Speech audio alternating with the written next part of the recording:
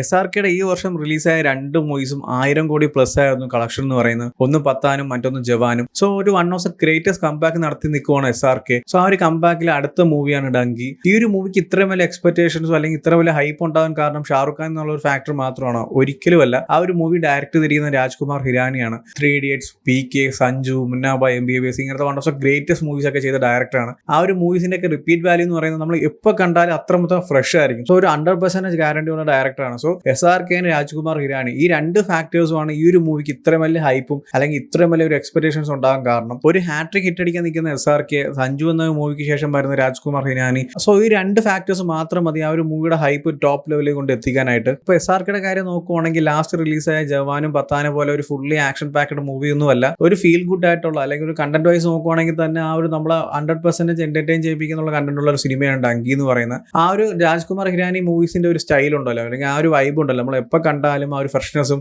അല്ലെങ്കിൽ അത്രമാത്രം repeat value ഉള്ള മൂവീസാണ്. ആ ഒരു 3 Idiots, മുന്ന ഭായ് ഒക്കെ ഞാൻ എത്ര വർഷം കണ്ടെന്ന് അറിയത്തില്ല, കാരണം അത്രമാത്രം വൈബൊക്കെ ഉള്ള ഒരു സിനിമയാണ്. സോ അങ്ങനത്തെ മൂവീസ് ഒക്കെ ചെയ്ത ഡയറക്ടറിന്റെ അടുത്തൊരു മൂവി എന്ന് പറയുമ്പോൾ തന്നെ നമുക്ക് ഊഹിക്കാവുന്നതുള്ളൂ ആ ഒരു മൂവിയുടെ ക്വാളിറ്റി ഏത് ലെവലായിരിക്കും എന്നുള്ള കാര്യം. അദ്ദേഹം ലാസ്റ്റ് ചെയ്ത മൂവി സഞ്ജു ആണ്. ഇപ്പൊ സഞ്ജു അല്ല, PK ആയാലും 3 Idiots ആയാലും മുന്ന ഭായ് ആയാലും ചെയ്യുന്ന ഏതൊരു മൂവിയിലും ആ ഒരു എന്റർടൈൻമെന്റ് വാല്യൂ എന്ന് പറയുന്നത് ടോപ്പിൽ നിർത്തിയിട്ട് അല്ലെങ്കിൽ കാണുന്ന ഓരോ ഓഡിയൻസിനും ആ ഒരു മൂവിയുടെ എക്സ്പീരിയൻസ് എന്ന് പറയുന്നത് വേറെ ലെവലിൽ കൊണ്ട് എത്തിക്കുന്ന ഡയറക്ടറാണ്. സോ ആ ഒരു ഡയറക്ടറിന്റെ അടുത്തൊരു മൂവി വിത്ത് SRK. സോ ആ ഒരു സ്റ്റൈലിൽ വരുന്ന ഒരു മൂവിയാണ്. ഒരിക്കലും ആക്ഷൻ പാക്ഡ് മൂവി ഒന്നും അല്ല, ഒരു ഫീൽ ഗുഡ് ആയിട്ടുള്ള ഒരു കോമഡി ഡ്രാമ മൂവിയാണ് ഡങ്കി എന്ന് പറയുന്നത്. ഇപ്പൊ SRK എന്ന ആക്ടറിനെ വെച്ച് നോക്കുവാണെങ്കിൽ ലാസ്റ്റ് റിലീസായ 2 മൂവീസും one of the greatest comeback ആയിരുന്നു. അല്ലെങ്കിൽ 2 മൂവീസിന്റെയും കളക്ഷൻ എന്ന് പറയുന്നത് 1000 കോടി പ്ലസ് ആണ്. സോ അതുകൊണ്ട് തന്നെ ആ ഒരു മൂവിയുടെ ഔട്ട് എന്ന് പറയുന്നത് അത്ര ആക്ഷൻ ഓറിയന്റഡ് ആയിട്ടുള്ള അല്ലെങ്കിൽ ആ ഒരു ടെംപ്ലേറ്റ് തന്നെ അങ്ങനത്തെ ഒരു സ്റ്റൈലാണ് ക്രിയേറ്റ് ചെയ്തിരിക്കുന്നത്. പക്ഷെ ആ ഒരു ഡങ്കി എന്നൊരു മൂവിയിലോട്ട് വരുമ്പോൾ ആ ഒരു 2 മൂവിയിൽ നമ്മൾ കണ്ട SRKനെ അല്ല അവിടെ കാണാൻ പോകുന്നത്. കംപ്ലീറ്റ്ലി ചേഞ്ച് ആയിട്ടുള്ള ഒരു ഫീൽ ഗുഡ് കോമഡി ഡ്രാമ എന്ന് പറയുമ്പോൾ എങ്ങനെയായിരിക്കും ഒരു ആക്ടർ എന്ന രീതിയിൽ നോക്കുമ്പോൾ ഡങ്കിയിലോട്ട് വരുമ്പോൾ പെർഫോമൻസ് വൈസ് ആയാലും അല്ലെങ്കിൽ ക്യാരക്ടർ വൈസ് ആയാലും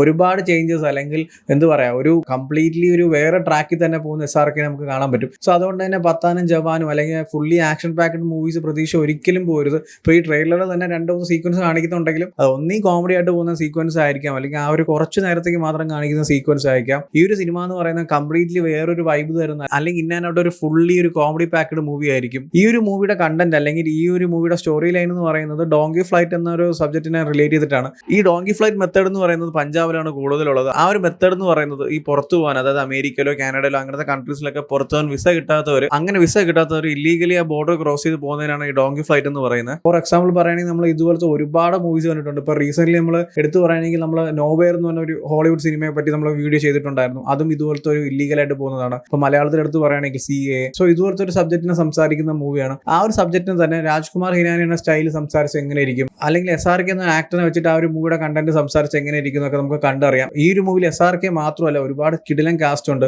വിക്കി കൗശാലുണ്ട്, തപ്സി പന്നു ഉണ്ട്, അങ്ങനത്തെ ഒരുപാട് കിടിലൻ ആർട്ടിസ്റ്റ് ഉള്ള ഒരു മൂവിയും കൂടിയാണ്. സോ അതുകൊണ്ട് തന്നെ രാജ്കുമാർ ഹിരാനി SRK എന്ന് പറഞ്ഞ കോംബോയിൽ വരുന്ന അടുത്തൊരു മൂവി, അല്ലെങ്കിൽ റീസെന്റ് റിലീസായ 2 മൂവീസും ഫുള്ളി ആക്ഷൻ പാക്ഡ് ആയിട്ടുള്ള ഒരു ആക്ടറിനെ ഫുള്ളി ഒരു കോമഡി ഡ്രാമയിൽ കൊണ്ടുവന്ന എങ്ങനെയിരിക്കും, ആ ഒരു ടോട്ടൽ വൈബ് അല്ലെങ്കിൽ ആ ഒരു മൂവിയുടെ ഒരു ഫീൽ എന്ന് പറയുന്നത് വേറെ ലെവലായിരിക്കും. കാരണം അത് ട്രെയിലറിലൂടെയും അല്ലെങ്കിൽ ഈ മൂവിയുടെ പ്രൊമോഷൻ മെറ്റീരിയൽ ആയിട്ട് ഇടയ്ക്കിടയ്ക്ക് വരുന്ന ക്ലിപ്സ് വീഡിയോസിലൊക്കെ നമ്മൾ കണ്ടതാണ്.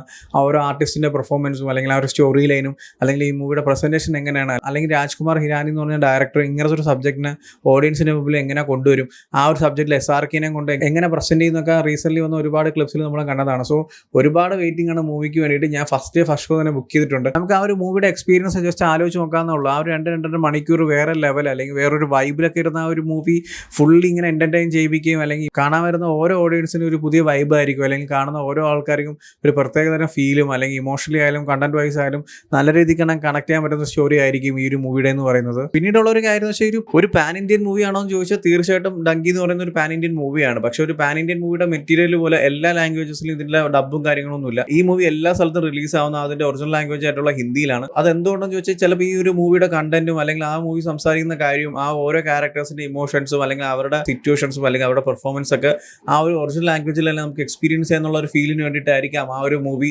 അങ്ങനെ എല്ലാ ലാംഗ്വേജും ഡബ് ചെയ്ത ഒറിജിനൽ ലാംഗ്വേജിൽ തന്നെ എല്ലാ സ്ഥലത്തും റിലീസ് ചെയ്യുന്നത്. പാൻ ഇന്ത്യൻ മൂവി എന്ന് പറയുമ്പോൾ തന്നെ എല്ലാ ലാംഗ്വേജിലും, ഇപ്പോൾ സലാർ ആയാൽ പോലും എല്ലാ ലാംഗ്വേജിലും ഉണ്ട്. പക്ഷേ ഈ ഡങ്കി എന്ന് പറഞ്ഞ മൂവി ആ ഒരു ഒറിജിനൽ ലാംഗ്വേജിൽ തന്നെ എല്ലാ സ്ഥലത്തും റിലീസാണ്, വിത്ത് സബ് ടൈറ്റിലാണെന്ന് പറഞ്ഞിരിക്കുന്നത്. നമ്മളിവിടെ എങ്ങനെയാണെന്ന് എനിക്ക് അറിയത്തില്ല, കാരണം ആനിമലിനും പത്താനും ജവാനൊക്കെ പോയപ്പോഴും സബ് ടൈറ്റിലൊക്കെ ഇല്ലായിരുന്നു. ആ ഒരു സെൻസർ സർട്ടിഫിക്കറ്റിൽ കാണിക്കുന്നുണ്ട് ഇംഗ്ലീഷ് സബ് ടൈറ്റിൽ, പക്ഷേ സബ് ടൈറ്റിൽസ് എവിടെയും കാണാൻ സാധിച്ചിട്ടില്ല. ഈ ഒരു മൂവിക്ക് ഇൻബിൽട്ട് ആയിട്ട് ഉണ്ടെന്നൊക്കെ പറയുന്നുണ്ട്. അങ്ങനെ ഉണ്ടെങ്കിൽ നല്ല കാര്യം.